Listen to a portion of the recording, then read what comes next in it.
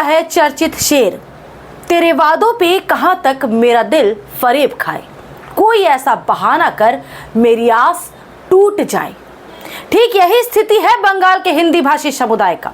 सितम क्या है बीजेपी नेतृत्व ने राज्य के 80 विधानसभा क्षेत्रों में हार जीत में है निर्णायक भूमिका। लगातार सहा जुल्मों सितम सत्ता का, जड़ें सींचते रहे बीजेपी की जड़ों को, लेकिन अब आई बारी जब सुख की तब अधिकारों से वंचित कर दिया मोदी शाह की जोड़ी ने। आज होगी विवेचना इसी मुद्दे की, सत्ता की दशा और दिशा की। आप जुड़ चुके हैं आर्थिक धारा के साथ। अभिवादन स्वीकार कर श्वेता पांडे का। चैनल पर नए हैं तो सब्सक्राइब कर लीजिए चैनल को, वीडियो को अंत तक देखिएगा ताकि ये मुद्दा हो जाए आपके लिए भी पानी की तरह साफ। बंगाल में हिंदी भाषियों की मौजूदगी रही है सदियों से। औद्योगिक विकास में रही निर्णायक भूमिका। बिहार, यूपी, राजस्थान, झारखंड जैसे राज्यों से जुड़ी है इनकी जड़ें। राजनीति में भी है उनकी मजबूत मौजूदगी। कोलकाता, नॉर्थ 24 परगना, आसनसोल, दुर्गापुर, कोयलांचल, शिल्पांचल, पुरुलिया का औद्योगिक इलाका या मेदिनीपुर की रेल नगरी खड़गपुर, सिलीगुड़ी का बाजार हो या नॉर्थ बंगाल का विस्तृत दायरा, राज्य की 80 विधानसभा सीटों पर तय करते हैं हार जीत। कुल आबादी में 8%, लेकिन व्यावसायिक औद्योगिक क्षेत्र में 55% तक। ट्रेड रहा है हमेशा से सत्ता विरोधी होने का। कांग्रेस के खिलाफ उद्योगों में मजबूत किया लेफ्ट यूनियनों को, तो 34 साल की वामपंथी सत्ता को उखाड़ने में रहे अग्रणी। तृणमूल का बने मजबूत स्तंभ जब ममता बनर्जी ने शुरू किया सिंगूर में अनशन। साथ में सबसे पहले बैठा हिंदी भाषी समाजवादी नेता ही। जब आई सत्ता और उपेक्षित हुआ हिंदी भाषी समाज तो रुख किया बीजेपी की ओर। वर्ष 2014 के संसदीय चुनाव में पार्टी को मिली मात्र 2 सीटें, आसनसोल और दार्जिलिंग। दोनों की सीटें हिंदी भाषियों ने डाली थी मोदी की गोद में। साल 2016 के विधानसभा चुनाव में मिली 3 सीटें। 2 सीटों पर रही हिंदी भाषियों की निर्णायक स्थिति, खड़गपुर सदर और मदारीहाट। फिर आया साल 2019 का संसदीय चुनाव। आसनसोल, बर्दवान, दुर्गापुर, पुरुलिया, मेदिनीपुर, बैरकपुर, दार्जिलिंग सहित पूरे नॉर्थ बंगाल में खुलकर झोली भरी पार्टी की।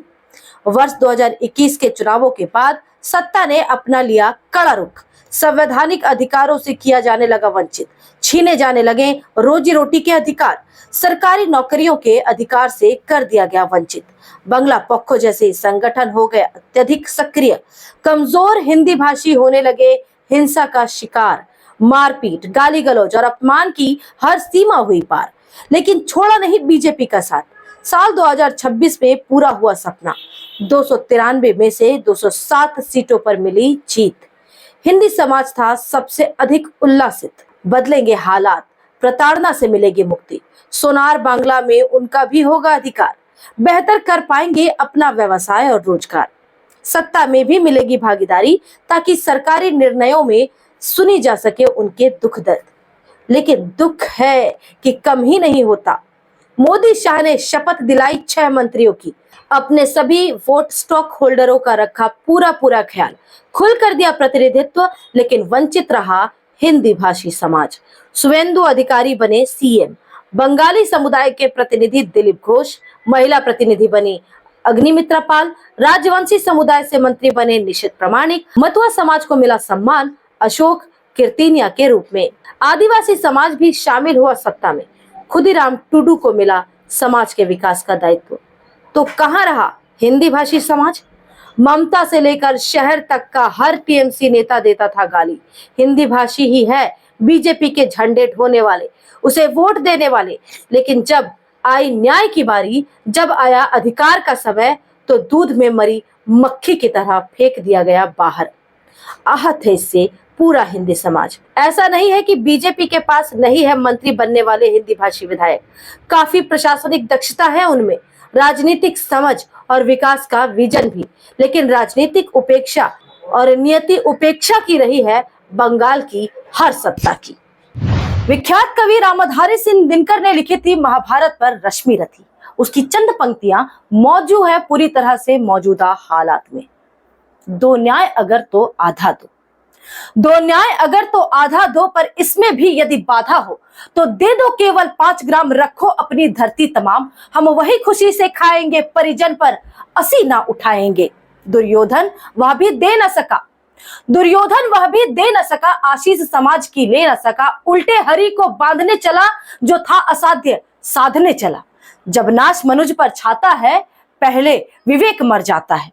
दर्शक है समझदार, खत का मजनून भाप लेते हैं लिफाफा देखकर ही। इस वीडियो में इतना ही। बने रहे हर अपडेट के लिए आर्थिक धारा के साथ, क्योंकि हम जुड़े हैं अपनी माटी अपनी थाती से। वीडियो पसंद आई है तो लाइक करें, लोगों के साथ वीडियो को साझा करें ताकि ज्यादा से ज्यादा लोगों तक ये जानकारी पहुंचे। अपने विचारों से अवगत कराइए हमें कमेंट बॉक्स में। और अगर चैनल पर नए हैं तो एक बार फिर कहती हूँ, सब्सक्राइब कर लीजिए और बेल आइकॉन भी प्रेस कर लीजिए ताकि जो भी नया वीडियो हमारे चैनल पर अपडेट हो उसका नोटिफिकेशन आपको मिल जाए। फिर होगी मुलाकात। नमस्कार।